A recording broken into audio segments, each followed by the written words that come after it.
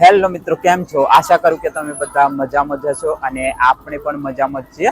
મિત્રો, હાલ નવરાત્રી ચાલુ છે અને નવરાત્રીની અંદર 9ના દિવસે ગાંધીનગરની અંદર ખૂબ જ મોટો મેળો ભરાય છે અને આ મેળાની અંદર ગાંધીનગર જે બસ સ્ટેન્ડ છે ત્યાંથી પણ ઘણી બસો ફાળવવામાં આવતી હોય છે અને આ જે મેળો હોય છે તે ખૂબ જ મોટી સંખ્યાની અંદર લોકો અહીં આવતા હોય છે. એટલે કે દેશ વિદેશથી પણ અહીં આ જે મેળો છે તે જોવા માટે લોકો આવતા હોય છે અને આનો જે ઇતિહાસ છે તે પણ ખૂબ જ જૂનો છે. એવું કહેવાય છે કે સૌથી પહેલાં જે પલ્લી કાઢવાની જે શરૂઆત થઈ હતી તે મહાભારત કાળ સમયથી છે. એટલે કે પાંડવોએ શરૂઆત કરી હતી અને ત્યાર પછી ધીરે ધીરે અહીંના જે ગામના લોકો છે તે દર વર્ષે અહીં પલ્લી કાઢવામાં આવે છે અને ખૂબ જ મોટી સંખ્યાની અંદર લોકો અહીં આવે છે અને ખૂબ મેળા જેવો માહોલ હોય છે. તો આજે આપણે આ વિડીયોની અંદર બતાવવાના છીએ, સાથે સાથે આની હિસ્ટ્રી છે તે પણ બતાવીશું. તો વિડીયો એન્ડ સુધી જરૂર જોજો. બસ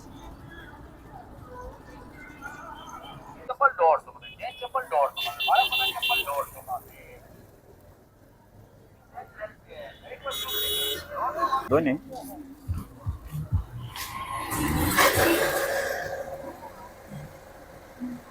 મિત્રો, અત્યારે વાગ્યા છે 7 અને પબ્લિક અત્યારે ઓછી છે, પરંતુ જેમ જેમ સમય જશે તો અહીં એટલી ભીડ થાય છે કે ખૂબ જ ભીડ થાય છે અને અહીં ઘણી બધી દુકાનો આવેલી છે જેની અંદર ખરીદવા માટેની વસ્તુઓ મળે છે. તો તે પણ તમને બતાવીશું.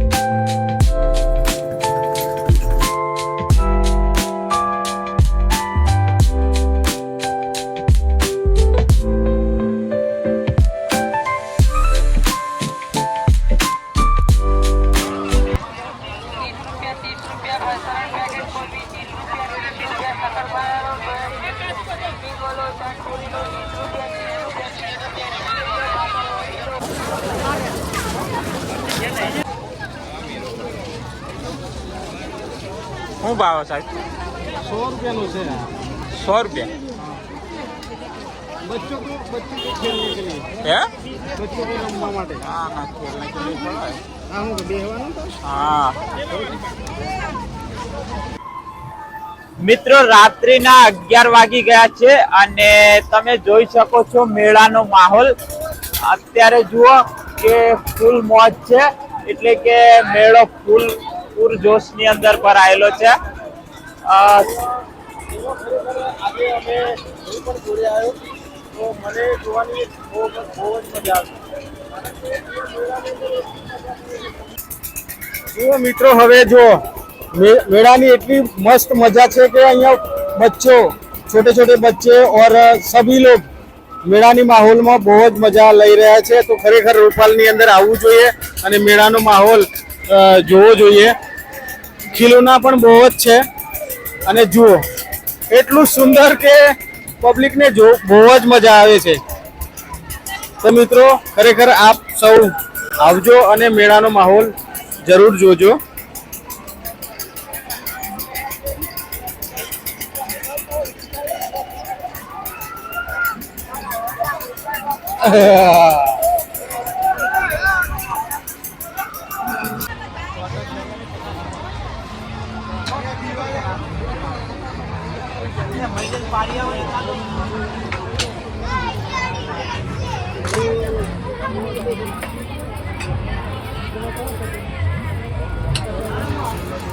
બોલો કાકા.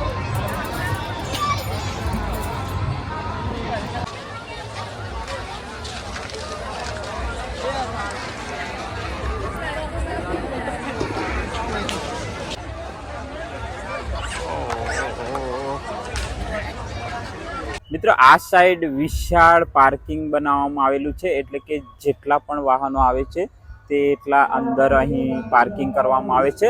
અને વાત કરવા અને મિત્રો મારી પાછળ તમે જુઓ કે આ પાછળ આવેલું છે વરદાયિની માતાનું મંદિર, અને અત્યારે લાઇટિંગ કરેલું છે એટલે ખૂબ જ સરસ લાગે છે. અને તેના સિવાય પણ 2-3 મંદિર પણ આવેલો છે. તો જુઓ આ સામે આ જે મંદિર છે તે નવા બનાવેલા છે, અને આ બાજુ આવેલું છે માતાજીનું મંદિર. તો અહીંથી કેટલો સુંદર નજારો આવે છે.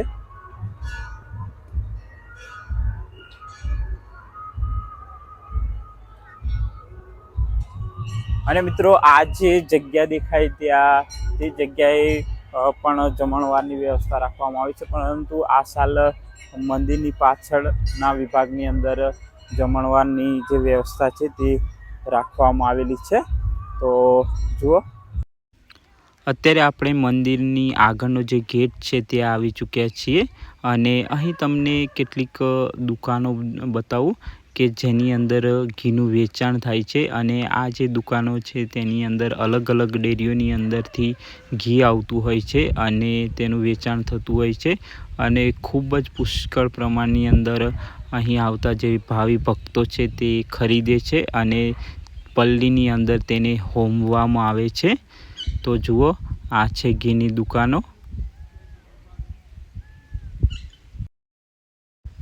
હવે આપણે મંદિરની સામેનો જે ગેટ છે ત્યાં આવી ચૂક્યા છીએ, અને જુઓ અહીંથી મંદિરનો જે નજારો છે તે તમને અલગ જ જોવા મળશે. અને રાત્રે તો કંઈક અલગ જ જોવા મળે છે, કારણ કે ડેકોરેશન ખૂબ જ સરસ રીતે કરવામાં આવે છે. એવું કહેવાય છે કે દ્વાપર યુગની અંદર પાંડવો અહીંથી પસાર થયા હતા અને ખીજડાના વૃક્ષ નીચે શસ્ત્રો અહીં સંતાડ્યા હતા અને માતાજીને પ્રાર્થના કરી અહીંથી આગળ વધ્યા હતા. અને એવું કહેવાય છે કે જ્યારે તેઓ યુદ્ધ જીતી જાય છે ત્યારે અહીંયા રૂપાલ ગામની અંદર આવે છે અને અહીં પલ્લી કાઢવાની શરૂઆત કરે છે. પલ્લી ઉપર 5 જ્યોત સળગાવવામાં આવે છે અને આ રીતે પલ્લી કાઢવાની શરૂઆત થાય છે. અને બીજું કે અહીં યજ્ઞ પણ કર્યો હતો એવું કહેવાય છે. તો આ રીતે સ્ટોરી છે. અને હાલની વાત કરવામાં આવે તો જ્યારે પણ આ પલ્લી બનાવવામાં આવે છે ત્યારે ગામના બધા જ જ્ઞાતિના જે લોકો છે એ આની અંદર ભાગ લે છે અને પલ્લીની તૈયારી કરવામાં આવે છે. તો આ રીતે શોર્ટ હિસ્ટ્રી છે. અને અત્યારે હાલ પણ અહીં જે ખીજડાનું વૃક્ષ છે તે હાલ છે, અને એક જૂના સમયનો જે પુરાવો પૂરતું હોય તેવું આપણને જોવા મળે છે. તો આ છે ખીજડાનું વૃક્ષ, અને અહીં લખેલું પણ છે તે પણ તમે વાંચી શકો છો.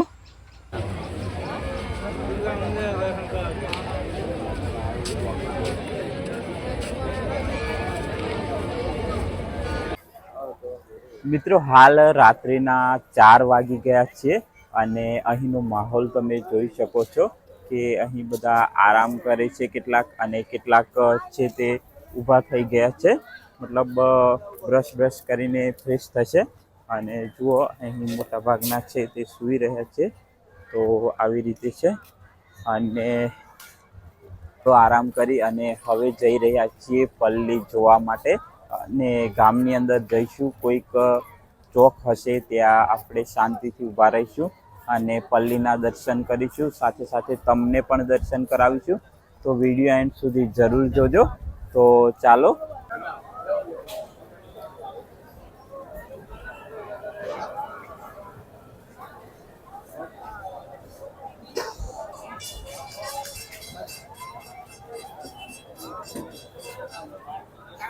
ભાઈ ને ઊંઘ ઉડતી નથી એટલે ચા પી લઈએ અને પછી